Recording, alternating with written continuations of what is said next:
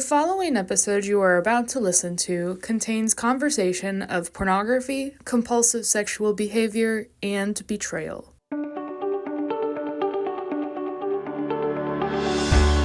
But within this realm of our struggle with lust and fantasy and pornography, it is so common that I believe we need to provide pathways for pastors to address it. And assuming just because you're a pastor doesn't mean you stopped being human and that all those issues, immediately went away.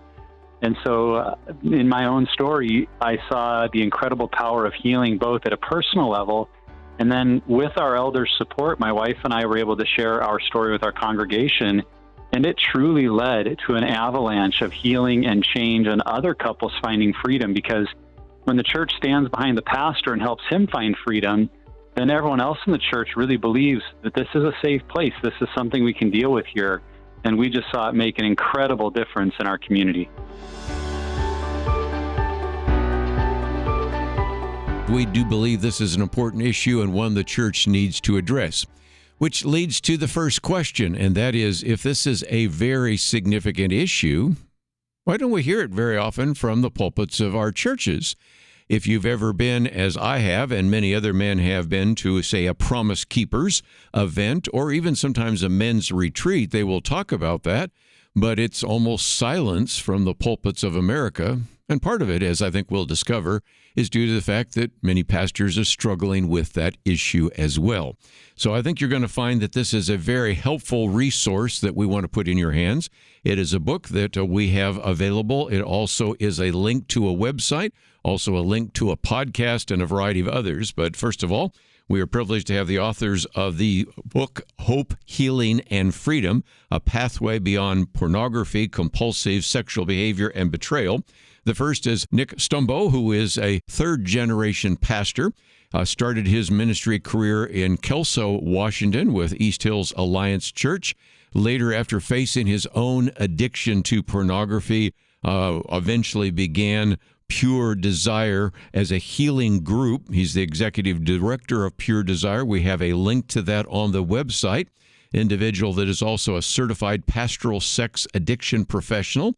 Earned his master's degree from Bethel Seminary, also had a bachelor's degree from a school in Santa Cruz, and he is the author of a number of books, Setting Us Free, Safe, Creating a Culture of Grace in a Climate of Shame, and of course the one we're talking about today, Hope, Healing, and Freedom. Also the host of the Pure Desire podcast, and we have a link for that on our website. So Nick, thank you for joining us today here on Point of View. Absolutely. Glad to be here, and thanks for tackling this topic. We have been covering it many times, and we will be doing it again today. The other individual is Ashley Jameson, and she spent years in a pattern, you might say, of sexual addiction, but also then discovered her own husband's pornography addiction, and will be addressing this issue of what's called betrayal trauma. She is the director of programs and partnerships at Pure Desire Ministries, and we have information about that as well. Some of her books include Girl Talk, a guide to help moms and daughters have honest conversations about sex, Unraveled, Managing Love, Sex, and Relationships, Betrayal, and Beyond, and, of course, the book we're talking about today, Hope, Healing, and Freedom. And also, Ashley, thank you for joining us today here on Point of View. I'm so glad to be here. Thank you so much for having us. Nick, let us, so we can maybe start with your story. First of all, you have a little bit of it in the introduction, and then you get to about chapter 5, and you go into more detail. But in order to understand why you got involved in this ministry, we really need to maybe know a little bit of your background. Yeah, I was, like you mentioned in your intro, I was a pastor who struggled myself. And like so many pastors, that can feel very like a hard place to be, because you feel like if I ask for help or acknowledge a struggle in this area, I'm going to lose my job, potentially my career. But if I don't ask for help, I can't get help. And so I was battling it. I like to be clear to say I was very much of the mindset every time was going to be the last time. I thought, okay, I figured out why I stumbled this time and I won't go back there. But it kept occurring, even though I was being honest with my wife, initially with my senior pastor and my elder board. And then as I became senior pastor myself, finding other people to confess to, and they would pray for me, but no one really knew more than to say, stop doing this. And I was like, yes, that's exactly what I'm trying to do. And it wasn't until my wife and I were introduced to Pure Desire Ministries in 2010 that we finally saw a pathway to healing that was more than just trying harder on my own. It was really getting engaged in their counseling program and in groups that helped me see the much deeper issues that were going on in my life that were leading to pornography as an outcome. And I had such a unique circumstance because I had the support of my elders and my district leadership who didn't want to see a pastor lose a career and a job over this. They instead wanted to see redemption and freedom. And I know, unfortunately, that is still the exception rather than the rule, that most pastors or leaders don't have that kind of support and would fear ever speaking up or seeking help. And so that's part of what we try to do is say, hey, there are definitely parameters with which a pastor needs to be removed from his role at a minimum for a season. But within this realm of our struggle with lust and fantasy and pornography, it is so common that I believe we need to provide pathways for pastors to address it. And assuming just because you're a pastor doesn't mean you stopped being human and that all those issues, immediately went away. And so in my own story, I saw the incredible power of healing both at a personal level, and then with our elders' support, my wife and I were able to share our story with our congregation. And it truly led to an avalanche of healing and change and other couples finding freedom, because when the church stands behind the pastor and helps him find freedom, then everyone else in the church really believes that this is a safe place. This is something we can deal with here. And we just saw it make an incredible difference in our community. Might just mention that, again, this book is published by Pure Desire Ministries, which is in Troutdale, Oregon, where I was, by the way, last week, and endorsements by all sorts of individuals that are friends of this ministry, Nancy Piercy, Sean McDowell. As a matter of fact, Sean McDowell says there's been a need for a practical and biblically based guide for those struggling with pornography. Hope, Healing, and Freedom is that book. It rooted in research, talks about many of those issues. But I thought just before we take a break, Ashley, let's hear your story. Of course, we find out about that a little bit more in chapter 4. But if nothing else, again, you come to this conversation in part because of what you discovered because of your husband's pornography use. Yeah, 2013 was discovery for me, and realizing that my husband, my Christian husband, was struggling with a secret, hidden pornography addiction and had been the entire 4 years of our marriage. And so at that time, it put language to what I was sensing. He also had a past with prostitutes that I didn't find out about until we were married. And so this was like a double whammy of who did I marry? I just hadn't heard of Christian men struggling in this way at all. And so I went to my pastors, my elders. I read my entire Bible. I did everything I was told to do in the church, and we were still struggling. I was still in so much pain, and my pain was coming out sideways as anger toward my kids. And I just prayed that God would bring me people and resources. And within a few months, my husband landed in a Pure Desire group. And that spurred me on to see what they had for women. Of course, there's this whole timeline in this. And I went to my pastor and said, we need something for the wives. I'm a mess. And he said, we have nobody. And I was praying that a wife would step up, and would you be willing to do it? And so I jumped in and started leading groups in 2013. And then through that, I recognized myself in the addict material and thought, why am I relating to some of this material that's for the struggler? And right. So that just propelled me in a journey of looking at some of my history and seeing how really I just swapped behaviors, and now I was kind of living out some Christian acceptable behaviors. Hope, Healing, and Freedom, and this is from an organization known as Pure Desire. We first of all have a link to puredesire.org. We have a link to the book in case you would like to order it, and that also has a trailer, so if you'd like to get some of that information, you can do so. There's another link that we have that goes to the YouTube channel for Pure Desire TV. So if you are looking for some of the information we're talking about today, that is available at the website. Also going to make available to you a little bit later this hour some material from Point of View. But Nick and Ashley, let's for just a minute talk about the fact that when we use the word struggle, we recognize, as you wisely pointed out, and we found this in some of the surveys that Pro Ministries has done and Barna has done and others, that the younger you are, say Generation X, Generation Y, even somewhat Generation Z, they have a different kind of view about pornography. So sometimes when we talk about struggling, some aren't struggling because they say, it's just a kind of thing that everybody does. So can you speak to that issue for just a minute? Because a lot of the assumption of this book is that somebody is like you were, struggling and wanting to get out and wondering if there's an answer. But sadly, there's a number of people that don't see it as a struggle. Well, you're right. We've become so inundated as a culture with sexual content that unfortunately we accept it as normal. The thought that, well, everybody sees it to some degree, it's everywhere. And I think we've lost sight of some of our morality and conviction to say, at any point where I'm objectifying someone with my eyes or my heart, I'm in a dangerous, sinful place. That's why, Jesus in Matthew chapter 5 equated looking at a woman lustfully as committing adultery with her, not saying that that's on par with physical adultery, but it's a matter of the heart and the eyes. And I think we're in a time where we've grown numb to that. And we've maybe created some standards to say like, well, hey, as long as you're not crossing certain lines, is it really that big of a deal? In fact, we did a report with the Barna Group that found that only 21% of people who view pornography wish they didn't view it at all. And I think what we're missing is the impact that even occasional viewing of pornography has on us, that it has on our relationships, has on our ability to see other people as people, and the ways that even a little bit of pornography use is contributing to a massive evil industry that is, contributing to human abuse and sex trafficking and so many things that as Christians we would want to avoid. We may not realize that even in a small degree, we're being a part of that when we view pornography. So that is a part of what we want to do is bring people back to this conviction that you can live without it and your life will be better and more joy-filled if you do. And I can't help but wonder if some people accept it in their life because they don't think you can really be free. It just seems like everybody struggles, so what's the point? And that message is just not true. We can be free.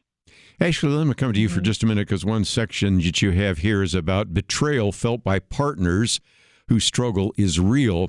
And going all the way back to the 1980s, I remember when, before I was host of this program, but occasionally I was a guest in this program, we talked about the Attorney General Commission report on pornography, and you had even back then this idea that it was a victimless crime. It's not, but let's talk about the victims that are those who are betrayed, because in one piece here you talk about, in a question and answer with the Barna Group, they said that their research showed that 76% of those betrayed partners showed clinical symptoms of post-traumatic stress. So it's a bigger issue than I think some people might understand. Yeah.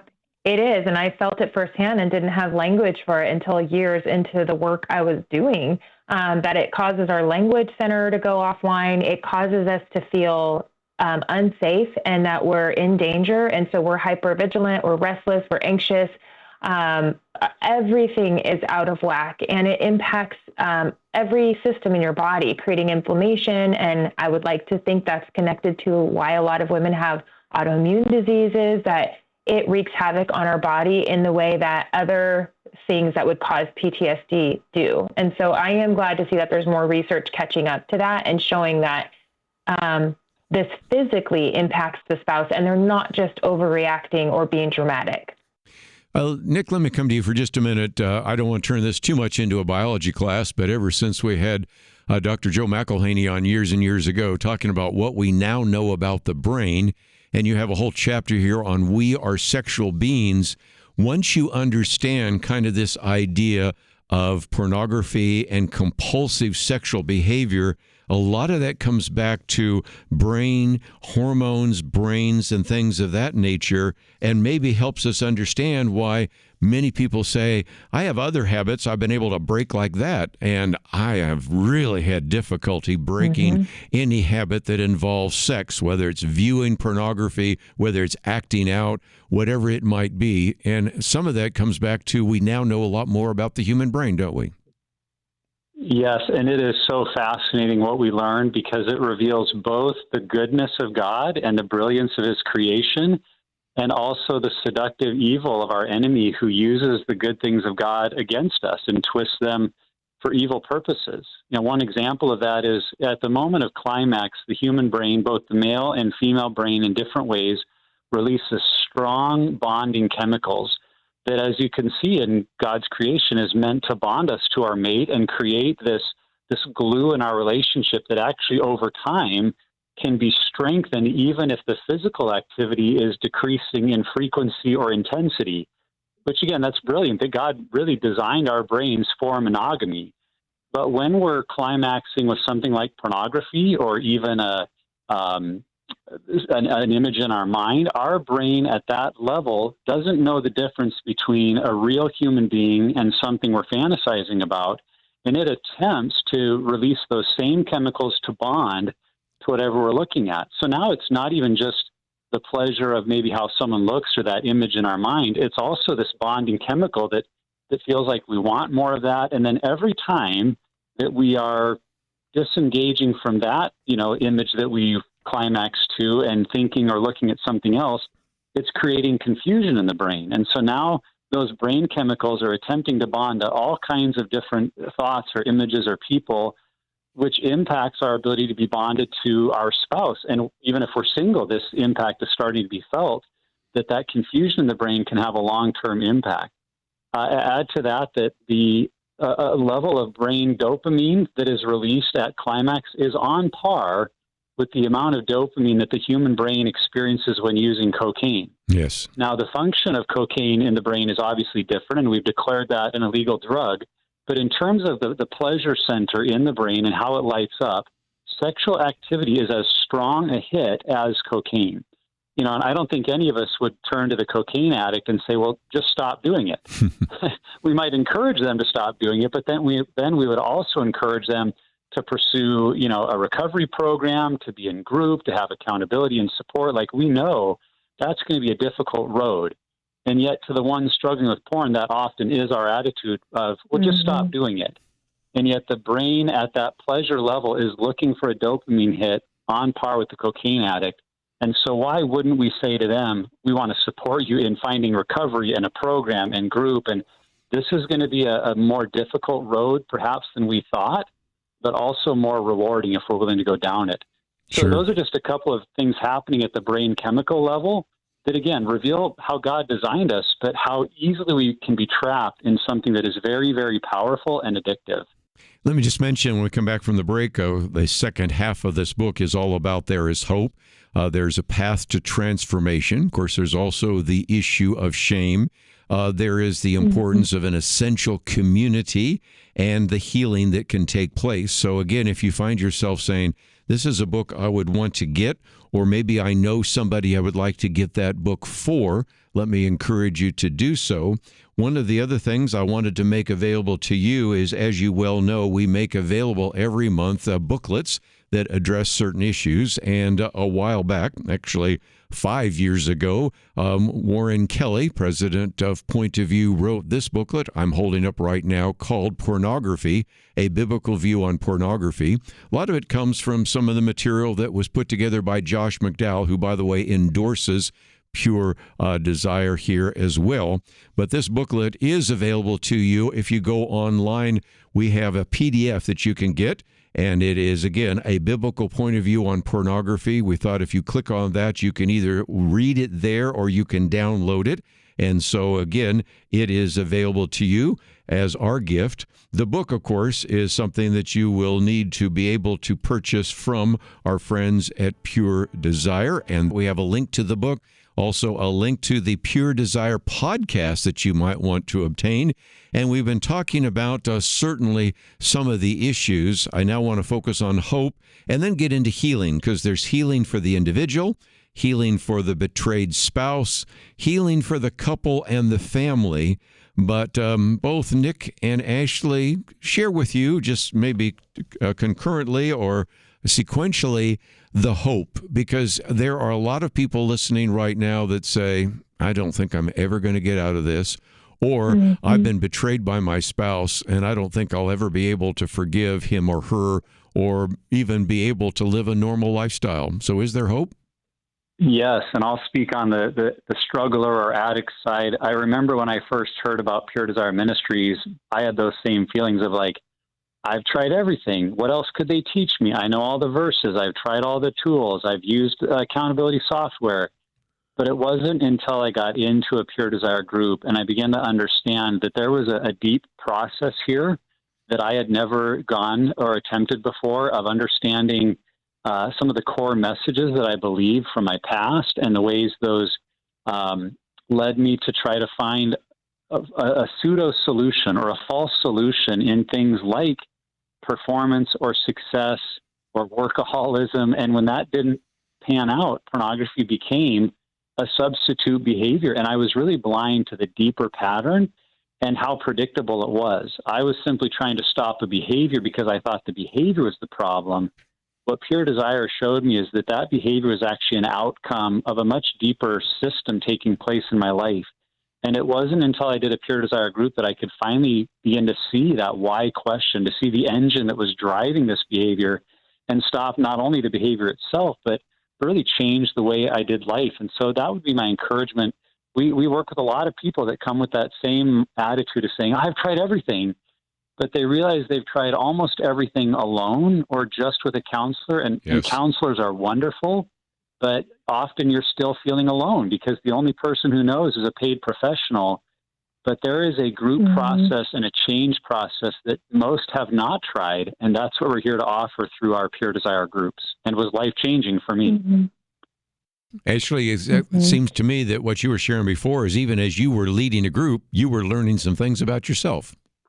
Yeah, but the thing is that when you're in that early trauma, and this is what I want to say to people listening on either side of the coin, it's really hard as a betrayed spouse to say, how does my spouse, husband or wife, their hidden sexual behavior, affairs, prostitute, whatever it may be, make it to where I am the one now that needs to go find a group. And that can really be confusing. And what I want to say is that you know, at one time we were told, oh, you're codependent. You must be contributing some kind of toxic dance to this relationship.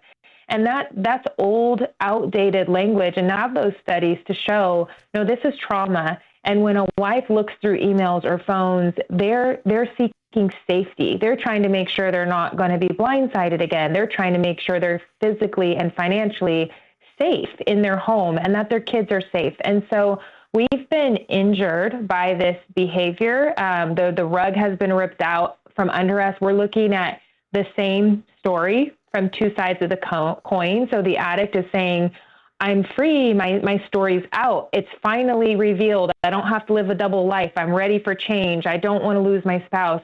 Where the betrayed spouse is saying, oh my gosh, our whole entire marriage is a lie. What is even true? I don't even know this person. Am I even safe? Will we be able to make it? And so when we say groups and help for both, we mean support for that betrayed spouse, to give that betrayed spouse a place to process, to be able to calm some of that trauma down, to have something that's consistent with other women who have been there and can promise that things can feel different.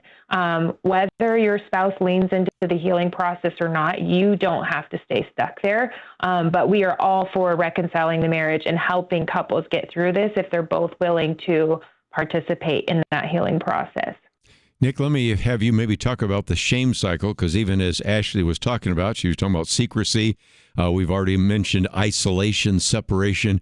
There's a shame cycle, and then there's an intimacy cycle. I found that those two diagrams were very helpful, and I think would be very helpful to our listeners. Well, I'm glad to hear that. I think most of us get caught in a shame cycle without even realizing it's happening. And it often is a byproduct of sin in our lives. And, we have to remember every single one of us is a sinner and is dealing with sin. But when we don't deal with that sin and confess it to others in a healing way, that sin often becomes shame, where we feel like there's something about me that if you knew it, if you knew the full truth of what I've done, where I've been, the behavior I've engaged in, you would reject me. And so that shame message that says you're not good enough, you'll be rejected, puts us into some isolation where we now feel a degree of separation between us and even people that we're around. So some of the most isolated people sit in church every weekend. with deep secrets and shame that they fear if it was known they would be, rejected or asked to leave. And so they continue to go through the motions, but stay stuck in that isolated place. And, the more that we're isolated from other people at a deep level, the more separation we feel. We might withdraw more. We don't go to places where we might be fully seen for who we are. And when we live in that kind of a place, it's actually more likely that we'll continue to choose sin, because sin is so often a byproduct of our selfishness and of being kind of trapped in our own thinking. And that cycle just continues to happen. The more sin that is there, the greater shame we feel, and that shame just keeps us isolated. But that's where we find that a group process is so transformational, because when we're able to face the full reality before other people, not only of what we've done, but also embracing the whole story of what's been done to us, of how we've been hurt and wounded and how that's impacted our way of seeing ourselves in the world, then we begin to find community. We begin to find that we can be fully known and still loved. Yes. And that creates a true intimacy that's far more than just physical closeness or a sexual intimacy. It's an intimacy of being known and loved for who we are.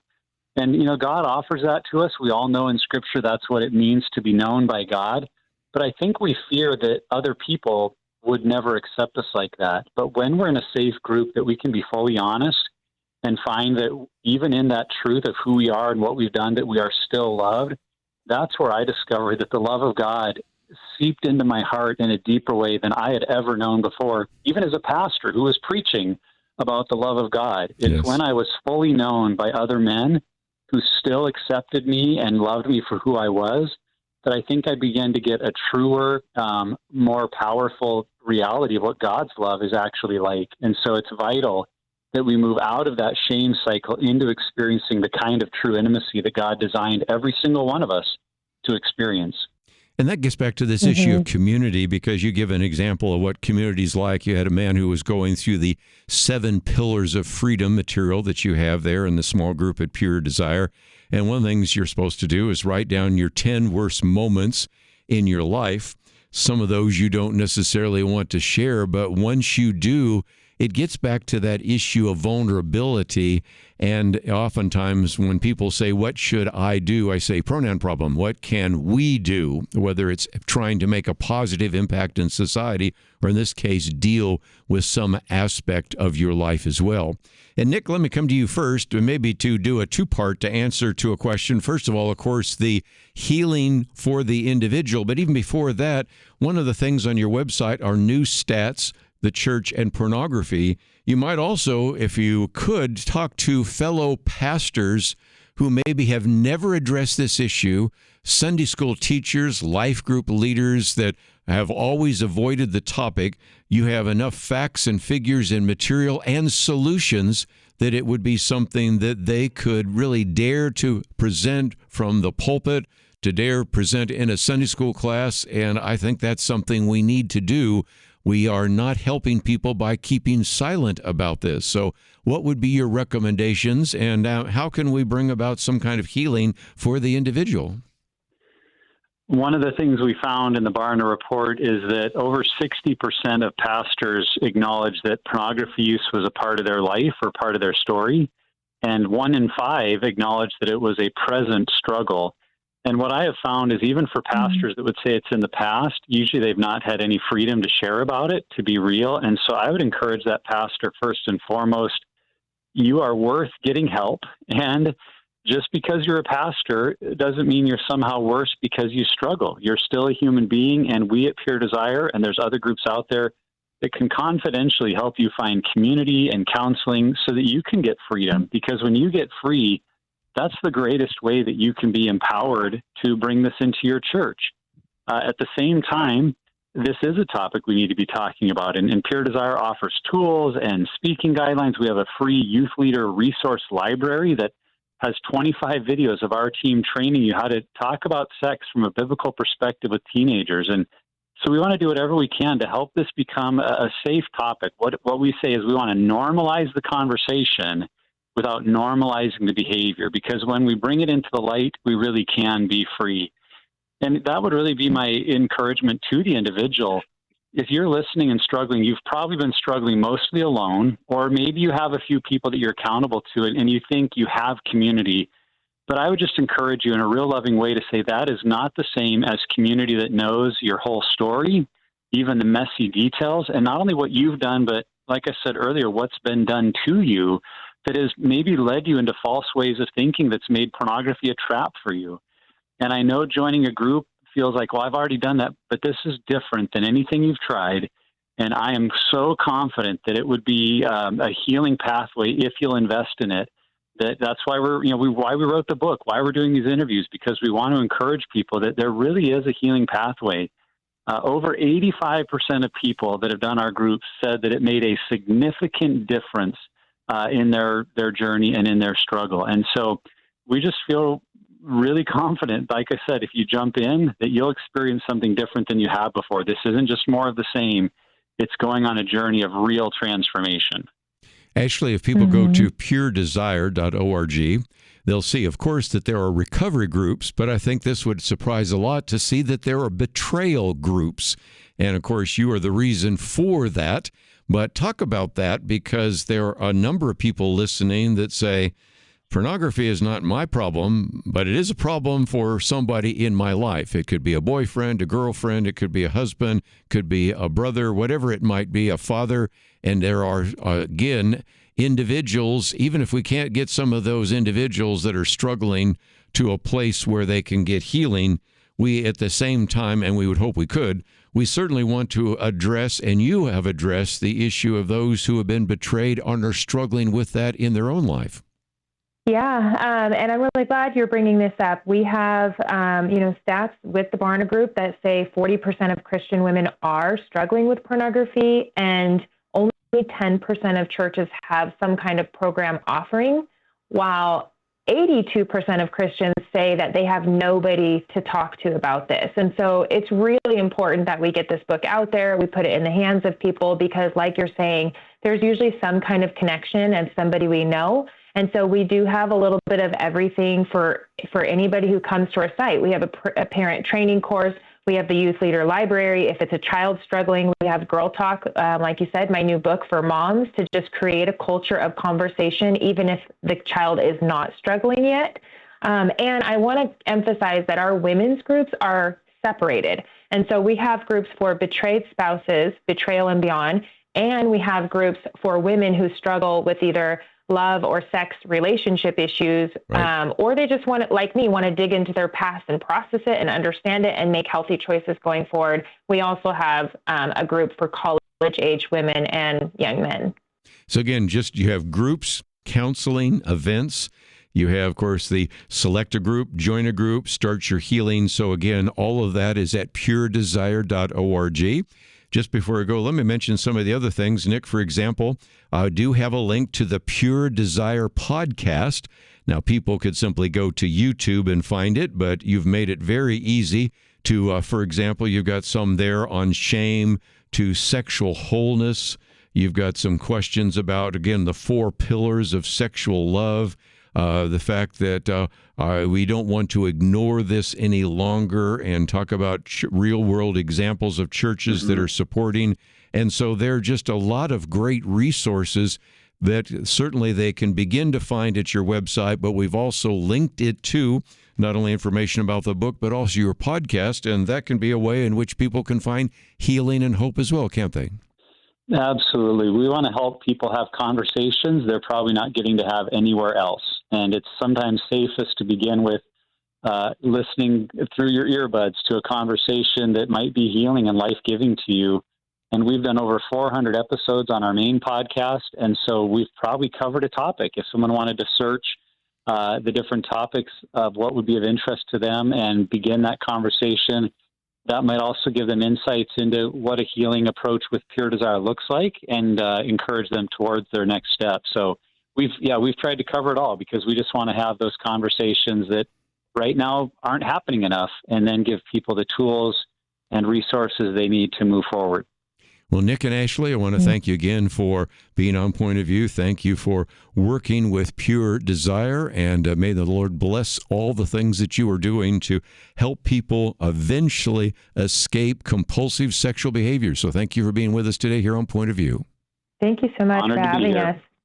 Let me just, as we're winding down today, also mention a Point of View. We want to give you, if you would like to get a copy of this booklet that was put together many years ago on a biblical view on pornography, because we talk about the fact that it is mentally harmful, and most people don't realize that it is physically harmful, that it's emotionally harmful, it's socially harmful, and of course, obviously, spiritually harmful. And again, sometimes this booklet is helpful to hand to an individual who maybe isn't really struggling or thinking, well, there's nothing I can do about it. It, of course, in the back has additional resources. And, of course, there are all sorts of ones from Josh McDowell, Pure Hope, Covenant Eyes, and all the rest. And, of course, you could add to that the one we've been talking about today, Pure Desire. And so if you'd like to get the booklet, you could, of course, ask for it to be mailed to you. But I think most of you would just be glad to simply go to the website, pointofview.net, click on the button that says See More, scroll down past Ashley and Nick, and you'll see a thing where it says A Biblical Point of View on Pornography by Warren Kelly. Click on the Read More, and you can read it right there, or you can download it if you would want to do so, and you would then have those materials, which we would love to put in your hands. And, of course, whereas they will charge for the book, this is free of charge from Point of View. So thanks for joining us. And I hope you, again, have appreciated all that we've talked about today. And don't forget that if you would like more information about what we're talking about, you can find it at the website pointofview.net. That's all we have for today. We look forward to seeing you next time right here on Point of View Highlights.